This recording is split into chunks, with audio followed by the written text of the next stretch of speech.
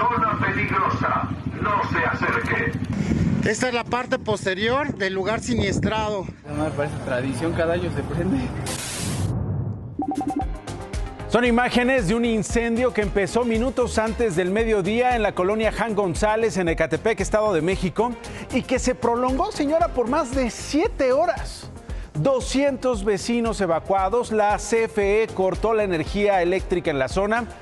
A 2 horas de que iniciara este incendio, los cuerpos de emergencia lo tenían prácticamente sofocado, pero se reavivó debido al viento y a los químicos y materiales altamente inflamables que había en este inmueble, como una espuma, poliol convencional y AT20.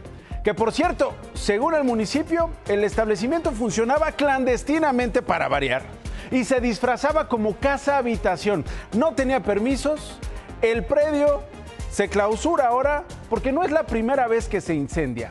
Según las autoridades, hace 6 años se prendió. El incendio nos dejó esta postal, es el Mexicable o el Mexicable y sus cabinas cubiertas por la columna de humo que salía de esta fábrica, pero que no dejaron de circular, Pasaban las cabinas, mire, entre las columnas de humo y luego, bueno, suspendieron el servicio para no poner en riesgo a los usuarios. Tienen químicos, pero ya es la segunda vez que se incendia. También pues, queremos pedir eso, apoyo al municipio, gobierno, que nos las venga a quitar. Se prende muy rápido y no podemos casi reaccionar al momento y sí nos espantan. Hay 12 elementos de emergencia intoxicados que están fuera de peligro. Esta madrugada se va a concluir la remoción de escombros y los vecinos podrán regresar a sus casas. La Fiscalía Local comenzó ya las investigaciones. ¿Pero qué más da? Si aunque los clausuren, estos edificios operan en la clandestinidad. Ayer les mostramos la sesión en la que el exfutbolista, exalcalde, exgobernador y hoy diputado de Morena, Cuauhtémoc Blanco, fue exhibido durante una sesión de una comisión, pero él jugando pádel. Bueno, hoy hizo el intento de explicar por qué lo cacharon en la cancha. Miren, primeramente me encanta el pádel. Gracias a Dios soy deportista. Me hice unos estudios porque necesito hacer ejercicio. Cuauhtémoc Blanco, si me pueden poner asistencia, por favor, muchas gracias. Y me van a poder ver en todas partes, jugando fútbol, pádel. Diputado, pero se vale estar ocupado, obviamente. No, eso fue en la mañana. Eso fue en la mañana. Fue a las 8 de la mañana. A las 8 de la mañana yo terminé de jugar. ¿Y el sentido de tu voto, diputado Cuauhtémoc? Muchas gracias. Pero estaba usted cuando se iba a votar, estaba usted en la cancha. Yo terminé de jugar a las 8 de la mañana. Que la reunión era a las 10 de la mañana que tenías que poner asistencia. El sentido de tu voto, diputado. Diputado Cuauhtémoc. Está jugando pádel, no sabe ni qué está votando. Por eso te digo que no había señal, porque estaba hasta el desierto de León. Ya se Pon fue. atención, Cuauhtémoc. Anda acosando mujeres. Yo tampoco voy a caer en provocaciones de ustedes. Y como lo dijo Murat, pues voy a asumir la responsabilidad de que me multen. Muchas gracias. Así de fácil. Digo, nada más una duda. Terminó de jugar a las 8 de la mañana, ¿no? Y la reunión en San Lázaro era a las 10 de la mañana. 2 horas y no se había bañado, no se había cambiado, seguía agitado. ¿Jugando en la cancha? ¿No le dio tiempo de hacer todo esto? ¿No? Y además, si agitado traía el corazoncito, no es el único. Varios también lo traen y no por eso dejan de trabajar, ¿no? Pero ya nos dijo que lo va a seguir haciendo y aléguele. Hoy la presidenta Claudia Sheinbaum habló sobre esto. Que tome la Cámara de Diputados sus sanciones a los diputados, que no es algo en lo que tenga yo que estar opinando, pues, ya que la Cámara de Diputados tiene suficiente criterio. Pero ya lo dijo el diputado, me van a multar, pues que me multen. Respuestas extrañas de políticos que además encontramos no solamente en México, en todas partes del planeta. Comenzamos.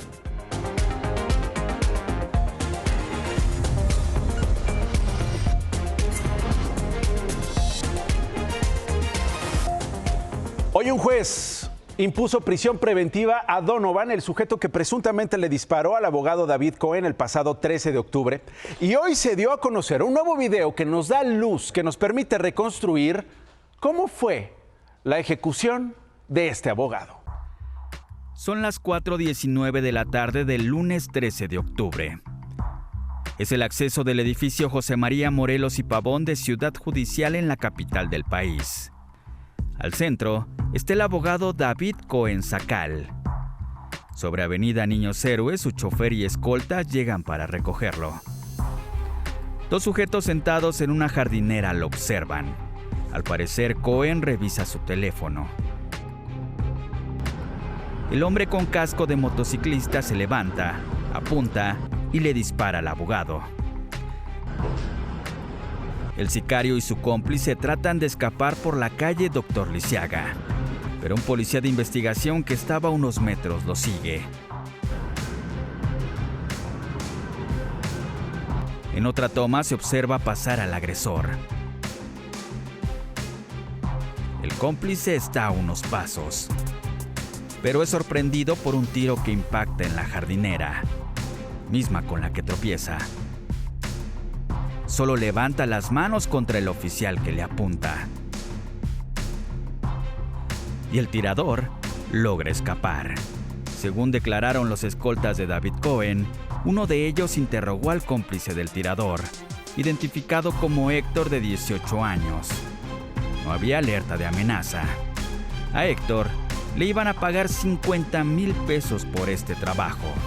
David Cohen Sacal fue herido en la cabeza y llevado al hospital, donde horas más tarde murió.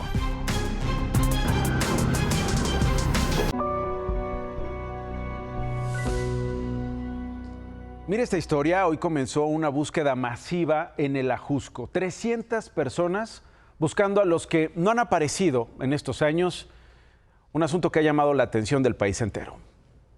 Hola. Soy María del Carmen Volante Velázquez, mi hija es Guadalupe Pamela Gallardo Volante, desaparecida aquí en Ajusco en el kilómetro 13.5, 2017, el 5 de noviembre.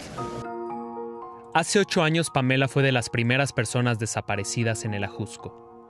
Hoy cerca de 300 familiares, voluntarios y funcionarios subieron para buscar a por lo menos 14 personas que, como Pamela, su último paradero es este monstruo verde al sur de la Ciudad de México.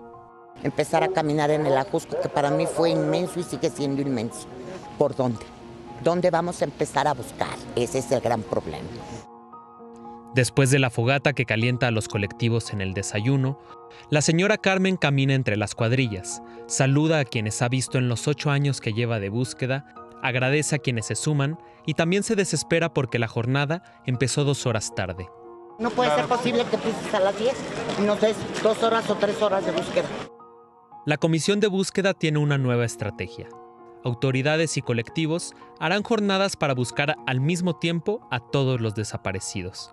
El plan es recorrer 30,000 metros cuadrados cada día durante 2 semanas. Esto es algo que ya las familias venían impulsando desde hace 5 años, las jornadas generalizadas. Digamos que el gobierno las adoptó y ahora solamente le ponen el sello. Jacqueline Palmeros encontró restos de su hija Monse el año pasado en el Ajusco. Tiene la esperanza de hallar más, pero con la asistencia de tan pocas personas, dice, no es suficiente. Se presumía una jornada masiva con más de 400 elementos institucionales, cuando son apenas 200, llegan a los 260, 270. Con machetes, palas, rastrillos o podadoras, los grupos se abren camino en el Valle de la Cantimplora. Esta herramienta es muy útil. Esta varilla nos puede ayudar a descubrir si pues alguien está pues debajo de esta tierra. Daniela González lleva la batuta de su célula. Encuentran prendas, huesos de animales, basura. No hay indicios de algún desaparecido. Yo busco a Axel Daniel, mi hijo, González Ramos, desaparecido el 23 de junio del 2022 aquí en el Ajusco. Él tenía 16 años cuando fue desaparecido. Al momento ya son 3 años, 4 meses y 21 días que lo sigo buscando. Lo que no tengo es lo que me arrebataron. Y lo que me arrebataron tiene que regresar a casa. ¿Por qué las buscamos? Porque nos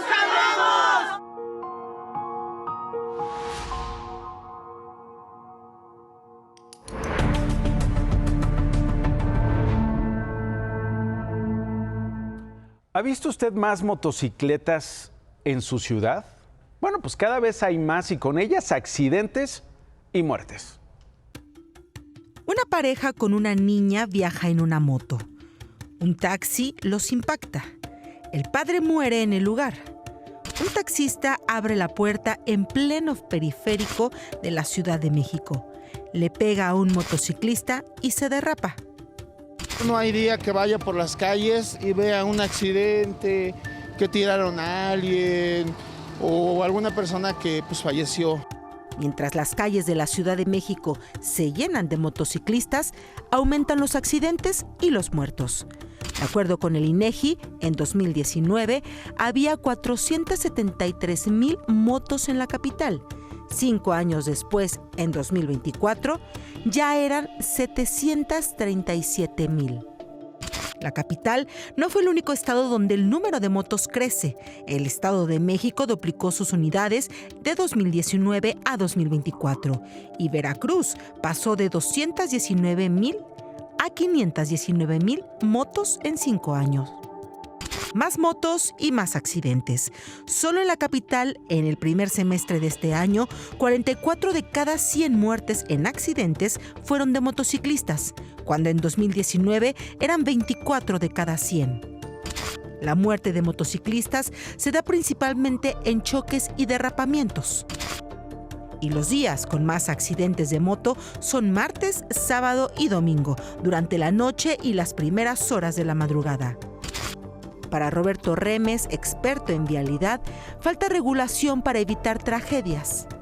Me parece que hay un entorno que favorece el incremento de las velocidades y hay un entorno que favorece la llegada de conductores inexpertos. La autoridad puede regular, pero la autoridad siempre tiene como mucho miedo de regular.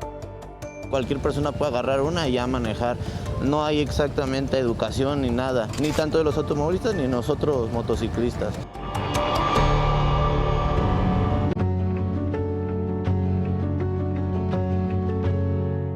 Poniendo atención, por supuesto, en esta crisis en Michoacán, más detalles sobre el asesinato de Bernardo Bravo, un líder limonero. Ya detuvieron a un presunto implicado en el crimen. A 24 horas del asesinato del líder limonero Bernardo Bravo, la Fiscalía de Michoacán ha logrado reconstruir parte de la línea de tiempo y del recorrido que siguió hasta ser localizado sin vida. Todo inició el domingo a las 11 de la mañana. Bernardo Bravo se despide de su familia en su casa de Morelia. Les indica que va a pasar por unas personas para ir a Apatzingán y se va en una camioneta blanca. A las 2 de la tarde, un narco carretero capta el paso de la camioneta del líder limonero, acompañado de uno de sus escoltas. Alrededor de las 4:30 llegaron a Apatzingán. Al llegar al centro limonero, al tienda limonero, ahí salen 2 vehículos en el que él llegó y un vehículo más que era un pick-up Toyota gris. Ahí Bernardo Bravo le dijo a su escolta que se fuera y que más tarde o al día siguiente se veían. Y se separan. El líder limonero salió manejando su pick-up Toyota gris y se fue hacia Zenobio Moreno. Y su escolta, a bordo de la camioneta que traían desde Morelia, se fue hacia el centro de Apatzingán. Toyota gris que se va hacia Zenobio Moreno. Ahí fue donde estuvo un par de horas o un poco más. Y posteriormente ese mismo vehículo regresa hacia Apatzingán y hacia el sur de Apatzingán. Ahí se pierde la vinculación hasta el momento. A las 8 de la mañana, Bernardo Bravo fue descubierto por policías municipales de Apatzingán. Con el vehículo prendido, él en el lado del piloto. Ya en los mismos estudios periciales se ve que él en el transcurso de algún momento venía en medio del vehículo y después lo arrastraron al lado del piloto, que es como se encuentra al momento de levantar el cuerpo. El cuerpo tenía algunas agresiones físicas en su cara, 2 que probablemente lo golpearon con alguna cacha de algún arma y el impacto de arma de fuego se sustrajo una esquirla y también el peritaje forense señala que Él perdió la vida entre 10 y 12 horas antes al momento de su localización. Bernardo fue a una cita en Zenobio Moreno, localidad bajo el control de las organizaciones criminales, a las que se les conoce como los Viagras, los Blancos de Troya, aliados con el cártel Jalisco Nueva Generación. Criminales conocidos en la región, por lo que se analiza los datos de su teléfono celular, su geolocalización y las cámaras del sur de Apatzingán. En una ceremonia cerrada en la funeraria Galloso de Morelia, familiares y amigos rindieron homenaje a Bernardo. Después fue llevado a un mausoleo privado donde familiares, empresarios y representantes políticos lo despidieron. Ahí su esposa, Amélie Giselle Navarro, quien es presidenta del Tribunal Electoral de Michoacán, agradeció las muestras de solidaridad después de este crimen. Ahora, ¿qué está pasando con los productores de limón? Porque no es que las amenazas, las extorsiones hayan terminado. La crisis sigue. Los productores anunciaron movilizaciones para el día de mañana, señora, señor, durante la fiesta cívica, fíjese, por la promulgación de su primera constitución en Apatzingán. Y no es que haya ley y no es que haya garantía de un derecho o una serie de derechos respetados para quienes producen, entre otras cosas, limón.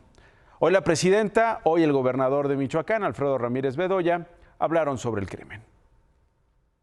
Es muy triste y lamentable la muerte de este dirigente. Tiene que haber justicia en este caso. Nos impacta, nos duele porque era un dirigente sano, un dirigente que estaba haciendo su labor en favor del sector limonero. Pero que no pudieron cuidar, pero que no pudieron proteger y que hoy está muerto.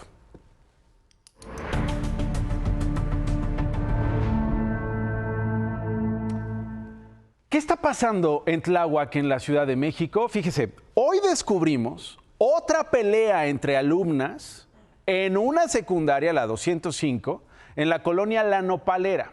Le estoy hablando de una adolescente de 14 años que habría cometido bullying desde hace un año contra su víctima, María Fernanda. Mire cómo la separaron después de la pelea. Y ahora me voy al Senado de la República. Ahí vamos a extrañar a Gerardo Fernández Noroña, caray, que nos ha revelado, nos ha dado a conocer que solicitó licencia como legislador porque se va a Medio Oriente, no a vivir, no a quedarse allá. Sabe que es peligroso, pero va a regresar a nuestro país porque planea solo visitar los asentamientos palestinos a invitación de ese estado. Me voy este miércoles mañana en la noche y regreso el 2 de noviembre. Y como hay una observación absoluta sobre mi quehacer legislativo y no es compatible el viaje con la atención a las sesiones de la Cámara de Senadores, decidí presentar esta licencia. Emiratos Árabes Unidos paga el boleto de avión.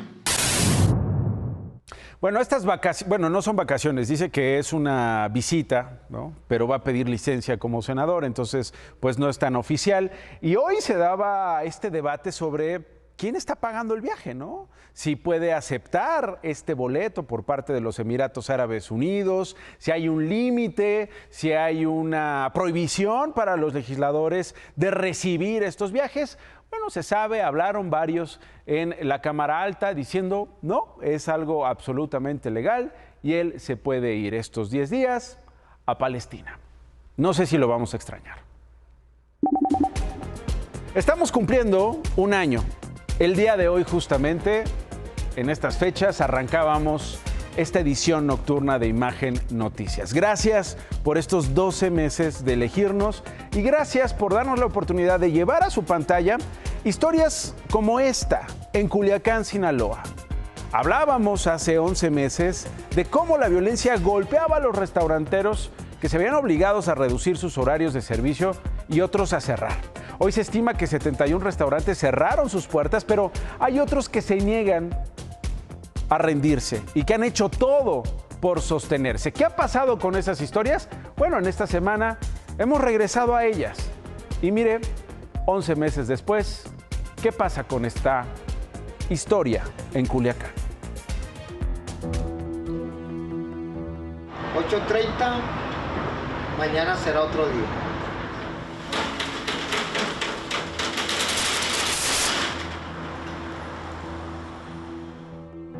No le quedaba de otra más que bajar la cortina por la falta de clientes.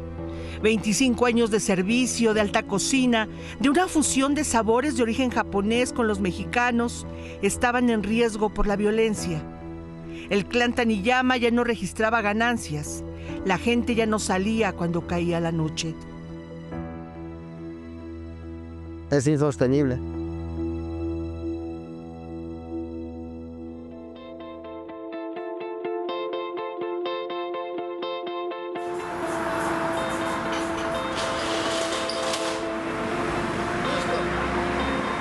Ya salió el pan, échese la vuelta, es domingo, domingo de pan y domingo de cochito.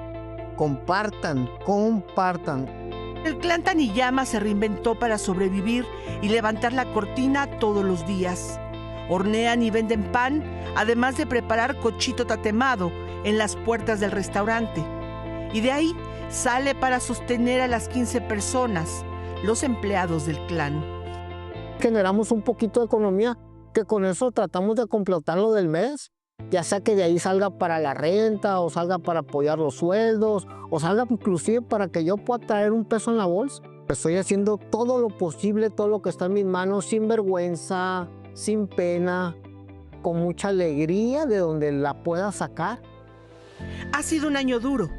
El sector empresarial contabiliza 71 restaurantes cerrados y 1,800 establecimientos mercantiles que se vinieron abajo por la violencia. Algunos incluso fueron vandalizados, atacados por el crimen organizado.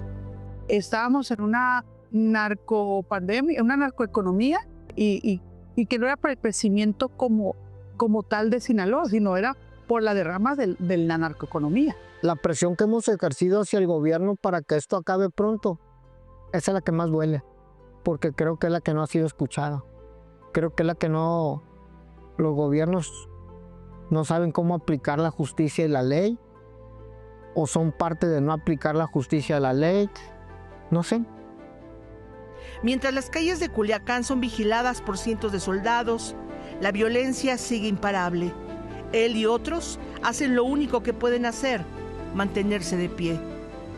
Hace días me salí a vender el pan ahí al tope. Y ese fue el mensaje, ¿sabes? No nos vamos a rendir. A veces se me llena los ojos. Se me hace difícil hablar. Pero volteo a verlos, a mis hijos, a los amigos, a los colaboradores. Y va para adelante. Va para adelante.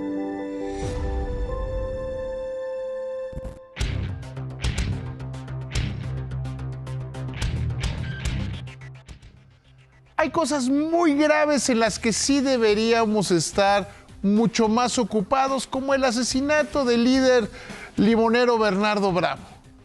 Pero no así en eso de la ley espía, de ese invento que se construyó de que el SAT iba a utilizar sus herramientas para espiar a los ciudadanos. Lo que se está tratando de aprobar es bastante sencillo. Déjeme le explico. El SAT dice que hay una diferencia entre lo que reportan las empresas y su real información fiscal.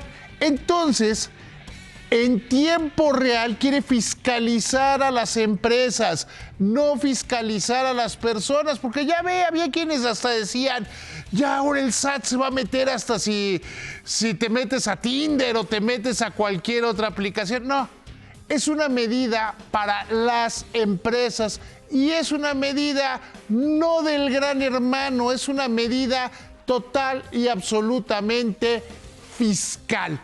Fiscal, que le quede muy claro. Y échame la cámara. Hoy se aprobó la ley aduanera y los de Concamín, Nacho, le dicen a los legisladores y le dicen al gobierno, ya la aprobaron. Ahora, ¿dónde está el reglamento? Más vale que se den prisa. porque ya van tarde en aduanas. Gracias, David. Pausa, regreso. La Cámara de Diputados aprobó las reformas a la ley aduanera que contemplan el combate a la corrupción y al contrabando. Entrará en vigor el 1 de enero de 2026. Pemex instaló 650 metros de barrera para controlar el derrame de hidrocarburo que afecta casi 8 kilómetros del río Pantepec en Álamo, Temapache. Ya se han recuperado 180,000 litros de combustible. El secretario de Economía, Marcelo Ebrard, dijo que hay un avance de 90% en las negociaciones con México y Estados Unidos previo a la revisión del TEMEC. El expresidente de Francia, Nicolas Sarkozy, fue encarcelado hoy para cumplir una condena de 5 años por financiar su campaña electoral de 2007 con fondos de Libia. Muchas gracias por elegirnos, gracias por permitirnos estar con usted en todo este año y que vengan los que usted decida.